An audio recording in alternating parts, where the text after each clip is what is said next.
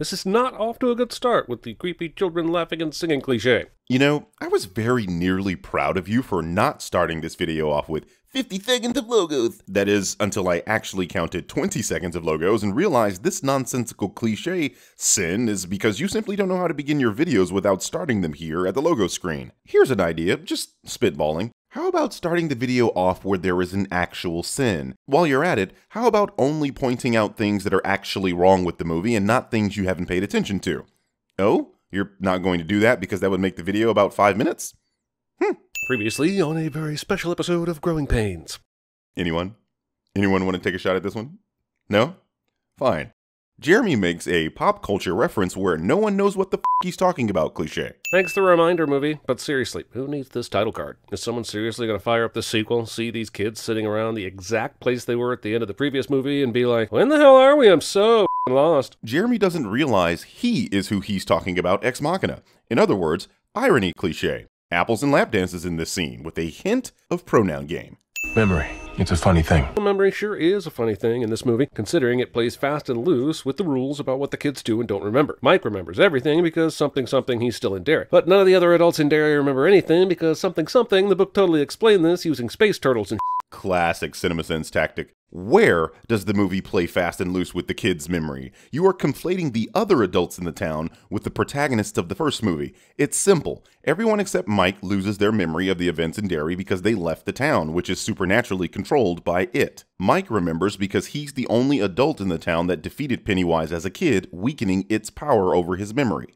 But Meg Ryan called.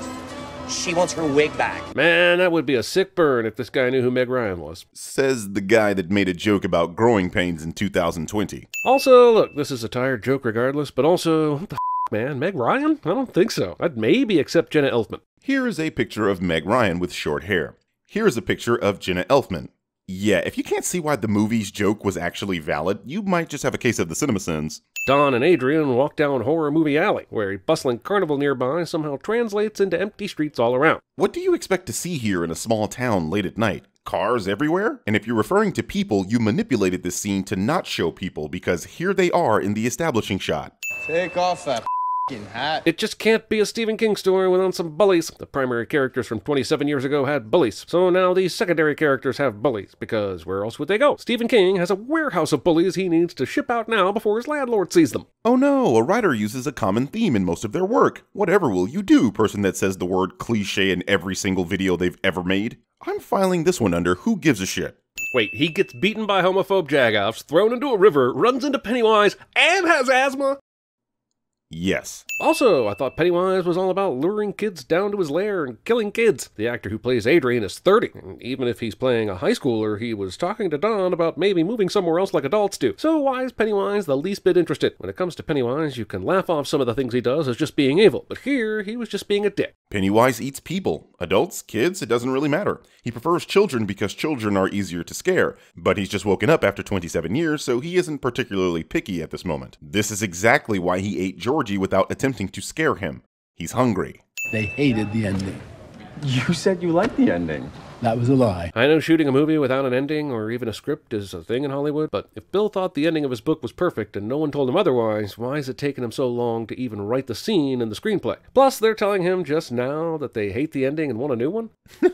Taking an obvious joke seriously reminds me of someone. I can't quite put my finger on it, though. I don't know what it is, but I feel like this argument between Bill and his wife Audra really has teeth. Jeremy makes a pop culture reference that isn't a sin of the film cliche. Everything's gonna be fine. Having driven around New York City, I can tell you that honking is commonplace and happens for stupid reasons. But for what reason is this honking happening? Was Eddie going too slow? He wasn't changing lanes and cutting this guy off, so this just seems like a way to add more anxiety to the phone call, and I'm not having it. Is that why the movie showed you Eddie driving like a bat out of hell?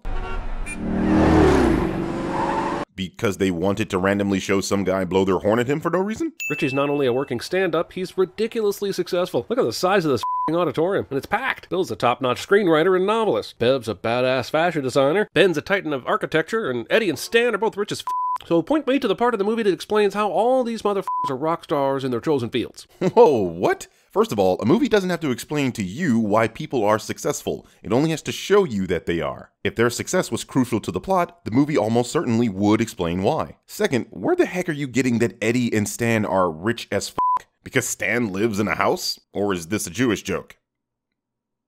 That's racist. Stanley, you're speaking. It's Mike. This guy. This f***ing laugh. How many people has he called just saying it's Mike, like they're going to remember that shit? For Eddie, he said Mike Hanlon right away. But for Bill and Stanley, he's like, guess which Mike, you dicks? Manipulating the scene yet again. Stanley questions Mike immediately, then Mike says his full name. Stanley, you're speaking. It's Mike. I'm sorry? Mike Hanlon. What if they don't come? I mean, We made a promise. Remember? Sure, but that was 27 years ago, and when they were all tweens. Who expects everyone to actually keep their commitment? Hell, when I was 13, I promised my best friend I'd give him back the January edition of Hustler that he Skip. What the hell took Mike so long to call Bev? I know she was low on the list, but he called Eddie, Richie, and Bill mid-day, and he waited until after bedtime to catch her. It's not like she's abroad like Ben. She's in New York, where Eddie is too. It's quite telling that you left Ben and Stan out of this sin because he clearly called them at night too, meaning if he called Beverly last, it would have surely been at night. And I know you CinemaSins stans are going to say that Jeremy mentioned Ben. He said he was abroad. yeah, he fucked that up too, because Ben is in Long Island. It says so right here. One patient goes crazy, so all the patients go crazy in a movie psychiatric hospital cliche. I'm beginning to think Jeremy pointing things out on the screen and him labeling everything a cliche are the same thing. You know how in Knocked Up, Seth Rogen's character only had one dance move, the one where he's pretending to shoot the dice? I feel like its only move is the rapid crawly thing. After you've seen it a few times, it doesn't even freak you out. Find another move, asshole. So we're just going to pretend like Pennywise doesn't have the moves? Okay, boomer.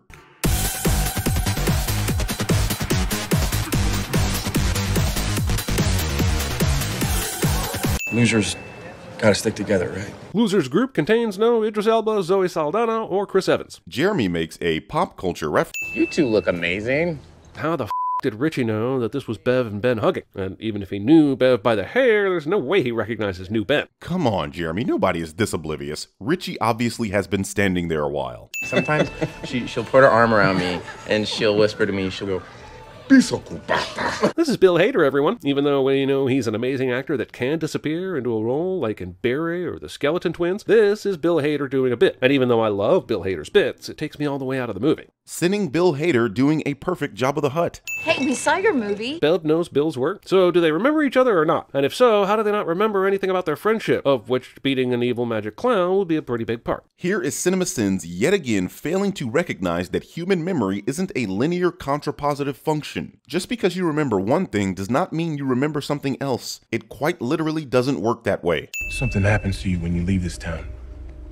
Farther away, the hazier it all gets. Yeah, but why? And what does it have to do with anything? Just think, if Mike could have left Derry, nobody would be here right now. And yes, Pennywise would continue doing his evil unchecked, but seems like a supernatural force would want to draw you to town, especially since Pennywise went through the trouble of writing a 3-pronged note on the bridge at the beginning of the movie asking everyone to come home. Luckily, Mike was there to see it. Here we go again with the fast-talking word salad. I'm not letting you off the hook this time. Let's break it down. Farther away, the hazier it all gets. Yeah, but why? And what does it have to do with anything? You're seriously questioning why Pennywise would use his power to make people forget the horrors they'd seen after they left Derry? That can't be a real question. And yes, Pennywise would continue doing his evil unchecked, but Stop right there. This is exactly the answer to the previous question. If nobody knows about Pennywise, he gets to continue doing what he's doing. seems like a supernatural force would want to draw you to town, especially since Pennywise went through the trouble of writing a 3-pronged note on the bridge at the beginning of the movie asking everyone to come home. Luckily, Mike was there to see it. This is because Pennywise has a grudge against the Losers Club. They are the only children to defeat him, and he wants them to return for the rematch. How did it find out about Stanley's death before the Losers did? CinemaSins just asked, how does an immensely powerful supernatural entity from another dimension know something? Victoria, we came to watch the game. We're going to watch the game. What stake does this mom have in the baseball game? Does she have a son playing in the game? Did she bet the rent money on it? It really just feels like you want to just show yet another terrible dairy parent and set up this under the bleachers Pennywise scare without earning it. Why do you think there has to be a justification for them doing a leisure activity? Can a mother not just want to watch a baseball game? This is the problem with YouTubers trying to nitpick movies. You harp on shit that doesn't matter in the slightest, but come out on the other end of that tunnel saying shit like, this movie sucks. No, the way you watch movies sucks. Look, I don't want this little girl to die, but the movie really seems to think that we should care about this one little girl because she sucked at that one carnival game and that dude Adrian gave her the prize after he won. There are tons of children at this game who have parents, and this scene would play the same way. This is absolutely stunning coming from the dude that just tried to complain that the movie didn't earn this scene. He's explicitly stating that he doesn't care about this character, but listed the reasons why the movie is trying to make you care for this character.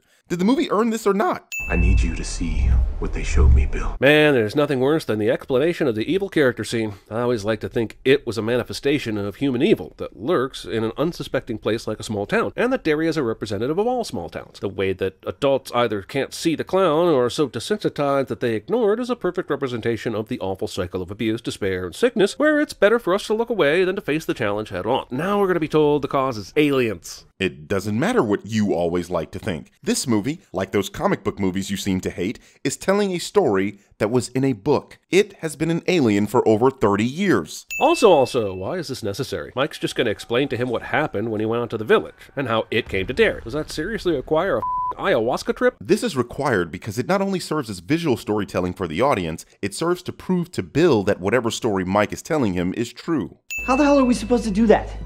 The ritual of Chud. The only other person in this room that knows what Mike is talking about is Bill, but without any explanation to the rest of the group, he expects them all to just shrug and accept this string of words as something a sane person would say. The reason Mike specifically induced the vision in Bill was because he believes that no one will believe him until Bill cosigns. Having Bill there as the leader of the group means they won't question Mike's sanity. So if we don't beat it this cycle, then we die. This is how I explain my masturbation habits to my mother. CinemaSins, the channel that censors the word shit but says shit like this. Thanks for that. We fought.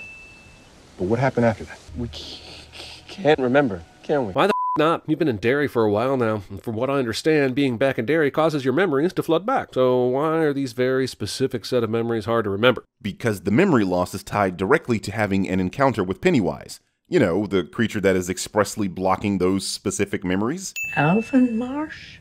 My father.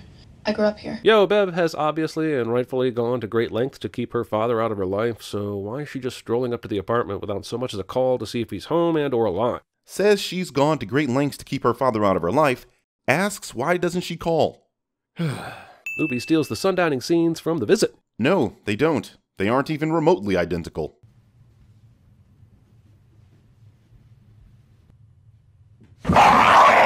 See? Whoa, you're telling me this place has been wide open for who knows how long, and no one has nabbed these sweet stand-up video game consoles? Calling an arcade cabinet a video game console. Actually, this machine still works, is still here, and gives Richie a token that I can't believe would count as a real artifact for a sacrifice ritual. Even though we find out the ritual is pretty much bunk by the end of this movie, why would Mike accept this as a true artifact? The movie is literally trying to tell you why this token is important to Richie, and you know this because you just stated that the ritual is bogus, meaning you already know what I'm going to tell you. I don't care how good your effects are, I'm so sick of this movie relying on CGI-based jump scares rather than actual terror that I'm going to add 25 cents here, and I reserve the right to throw more at it. You padding the sin count, bro? I think you're padding the sin count. I think I just my pants. Stranger things have happened. Or maybe truth or dare. Depends on which one you mean. Either that Blumhouse one with Lucy Hale or Skip. Yeah, I want to see about the baseball card, bowling ball. Is this scene? The movie's making fun of one of its characters' stutter, and it's done by the creator of the story, which I think makes it even worse. So what I'm hearing you say is the creator of something doesn't get to use his characters any way they see fit? That sounds awfully close to the Star Wars fanbase in '99. Bill survives this. And why? And how? I just want y'all to recognize this is an illusion, and Jeremy thinks Bill shouldn't survive this. Illusion. Damn, the effects crew outdid themselves with that lifelike Mitch McConnell on the desk. Why can't all effects be this good? It's a little thing, but it's a nice touch. While you were making jokes about someone's appearance after trying to take the moral high ground over Stephen King teasing Bill's stutter, the movie was giving you a nice Easter egg here. Hint, you missed it. You actually thought I could like someone as fat and gross and disgusting like you? I feel like it pretending to be Beverly and insulting Ben was way scarier than the flamehead, but go ahead. It do it. It isn't trying to scare Ben with the fire hair. He's teasing him because of the poem he wrote Beverly.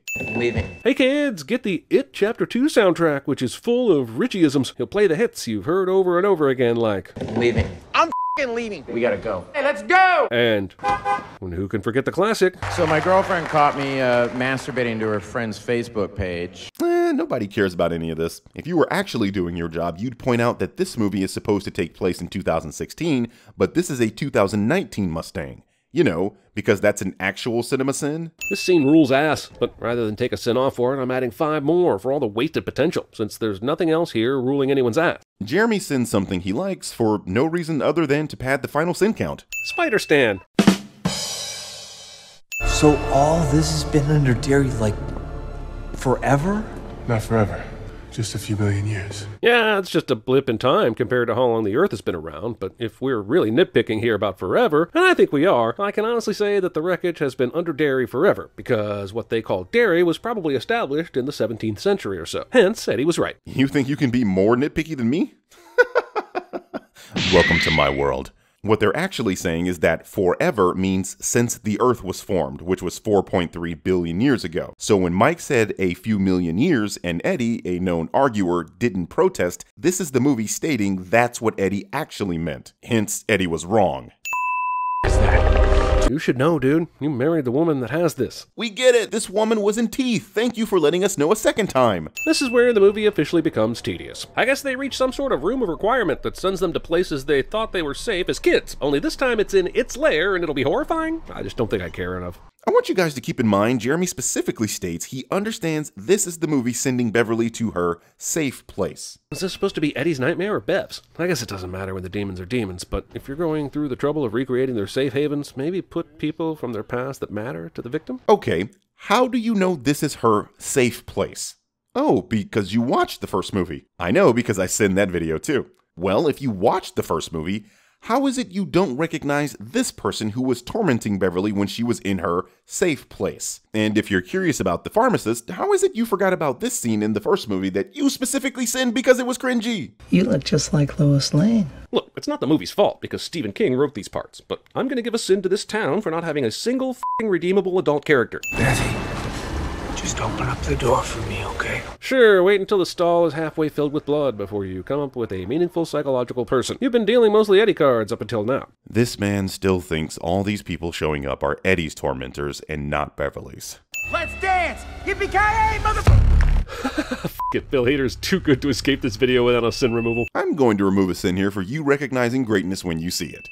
As the losers hurl Twitter insults at Pennywise, I am reminded of the Boggarts from Harry Potter. I even remember one of the kids turning their fear into a clown and getting an A in Boggart slaying that day. I don't remember if this winning strategy was in Stephen King's original novel or not, but someone stole something, and it's a sin for this movie, and I'm half expecting someone to yell, "Ridiculous!" So I will. Ridiculous! The only thing ridiculous here is you trying to suggest something as common as a clown is evidence of something being a ripoff. That's actually funny, but not the way your fanboys claim your videos are meant to be. And while I'm not aiming to see nudity, I am surprised these guys are so modest at a moment like this. Sinning this scene and not removing a sin for Bill Hader's killer performance. Dude, what is it with you and Bill Hader? Because you shut up. Hiding extra sins behind your Patreon. Yeah, a channel worth $6 million with a Patreon. Pathetic.